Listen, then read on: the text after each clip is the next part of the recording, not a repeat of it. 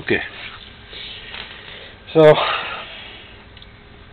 now, as you could see before, I have the other stud out, and now I've knocked out the other one.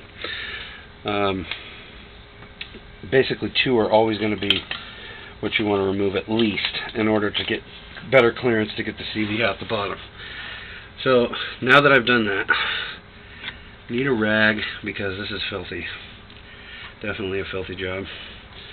And what I want to do basically is lift this out of the way so that I can turn this all the way around, and you can see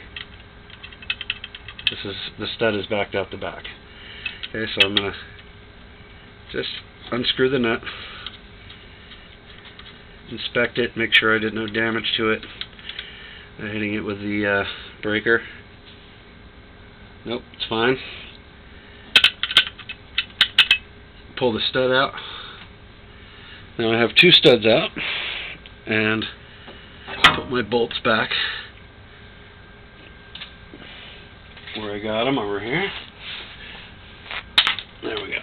Keep them all in their respective little spots, because well, you lose a bolt. Talk about being ticked off after pulling one of these out. So now the CV is a little bit more clear of this thing, is able to maneuver around. Now I'll still I might end up having to remove the lower ball joint bolts on the top to allow it to drop down free, allow the A-arm to drop down a little bit free.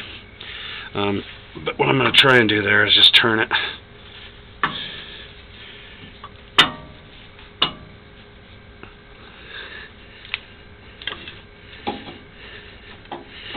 And as Terry and everyone mentioned, you can see this is very tight. It doesn't give you any play, and if you can get it past one spot, you can get it out. Now I won't want to turn it the other way, obviously, because I removed these two studs to get them out of my way. So you want to be careful not to damage this. This is the bearing housing on the inside of the CV, so definitely be nice to this. You don't want to, scar it all up badly or dent it or hit it with a drift or anything like that. So I am looking like I'm going to have to drop unbolt the top of the ball joint so I can drop down the lower control arm a little bit. Which sucks, but what are you going to do? Anything to make it clear. Now the shock will drop down, that gives me it's still got a little bit of drop to go. If it doesn't all unbolt it, it's not a big problem. So, but I want to be able to pull the thing out as soon as possible, because I still have to do the other side. I have to knock two of the studs out off that side as well.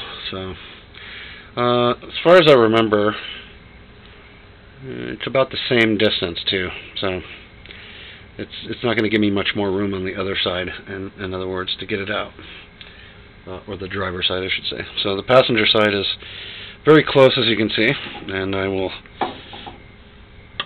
probably end up dropping the ball joint, as I said, to get it out. That's it for now.